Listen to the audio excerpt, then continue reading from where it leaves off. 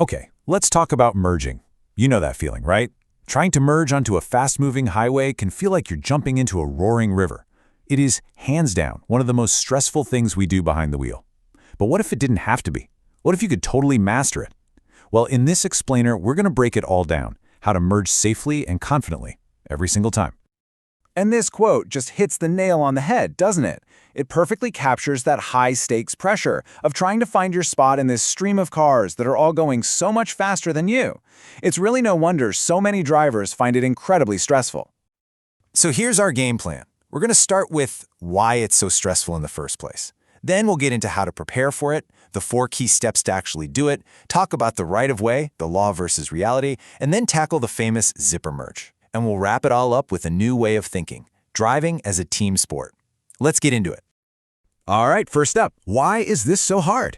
I mean, really, to get good at it, we first have to understand why it feels like such a high-stakes mental juggling act. You see, the real challenge is that merging isn't just one single skill. It's actually a whole bunch of complex tasks that you have to perform perfectly in rapid-fire succession, all while cars are just whizzing by you.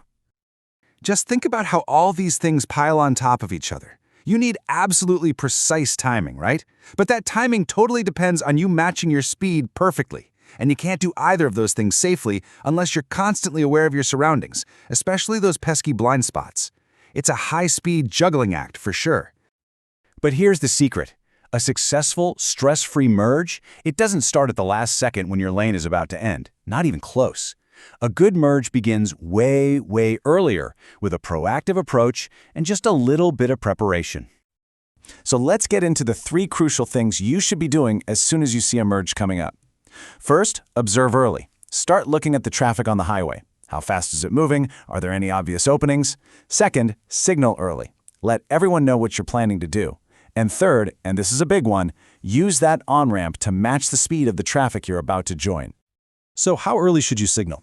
The general rule of thumb is at least 100 feet before you merge. And look, that's not just a friendly suggestion, it's crucial communication. It gives other drivers time to see you, to process what you're doing, and to react. It turns you from a sudden surprise into a predictable part of the traffic flow. Seriously, think of that on-ramp as your personal runway. Its entire purpose is to get you up to highway speed before you even think about moving over. Trying to merge when you're going way slower or way faster than everyone else is one of the most dangerous mistakes you can possibly make. Okay, so you've done your prep work, you're up to speed, your signal's on, and you've been watching the traffic like a hawk. Now it's time for the main event, the merge itself. And here's the actual move, broken down into 4 really clear, simple steps. 1, you've been watching, so now you pick your specific gap in the traffic. That's your target. 2, the all-important shoulder check, we'll come back to that. 3, steer smoothly into the lane, no sudden jerks. And 4, once you're in, maintain your speed to match the flow. Simple as that. I want to pause right here, because this is absolutely 100% non-negotiable. Your mirrors lie to you. Well, they don't show you everything. A whole car can be completely hidden in your blind spot. And the only way to be totally sure that space is clear is to physically turn your head for a quick glance over your shoulder. Every single time. And this quote is such a powerful reminder for all of us driving modern cars. You know those blind spot monitoring systems, the little lights in your mirrors? They are fantastic aids, they really are. But sensors can get dirty, they can fail, and they are never, ever a substitute for your own eyes. Think of the tech as a helpful co-pilot, but you are always the pilot in command. Okay, let's clear something up that causes so much frustration and, frankly, a lot of conflict on the road. Who actually has the right-of-way when you're merging? The answer, well, it's a little more nuanced than you might think. So here's where the law and the real world kinda differ. Legally speaking, if you're the one merging, you have to yield to traffic that's already on the highway. That's the rule. But in reality, for traffic to flow safely and efficiently, it's all about cooperation. Drivers on the highway should try to make a little space, and merging drivers need to find a safe gap. It's a shared responsibility. All right, let's talk about a very specific tool for a very specific problem. You know, when you're in that heavy, slow-moving traffic and a lane is about to close up ahead, there is a proven, better way to handle it, and it's called the zipper merge. Now I know what you're thinking. This can feel completely wrong. Why? Because most of us have this deep-seated sense of fairness about waiting your turn in line, and seeing someone just zoom up in the open lane feels like they're cutting.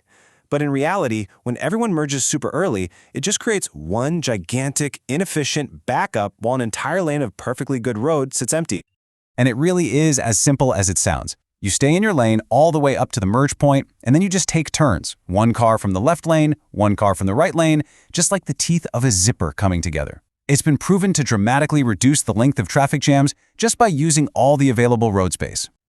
You know, all of these techniques we've talked about, from preparing early to doing the zipper merge correctly, they all really point to one single powerful idea.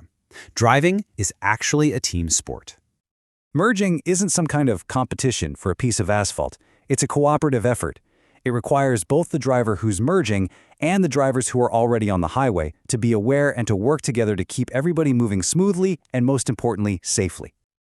And by adopting this cooperative, team sport mindset, you can so easily avoid these super common mistakes that create all the congestion, frustration, and danger. You won't fail the zipper merge, you'll focus on matching your speed, you'll remember to signal, you'll always do that shoulder check, and you'll stay calm instead of panicking. So, on your next drive, I want you to think about this. Merging is just one small act, but it's a perfect chance to practice a little bit of cooperation. What if we all drove with that mindset? Not just when we're merging, but all the time. How much better would our daily commute be? And hey, maybe even our communities? Something to think about. Please like, subscribe, and get notified.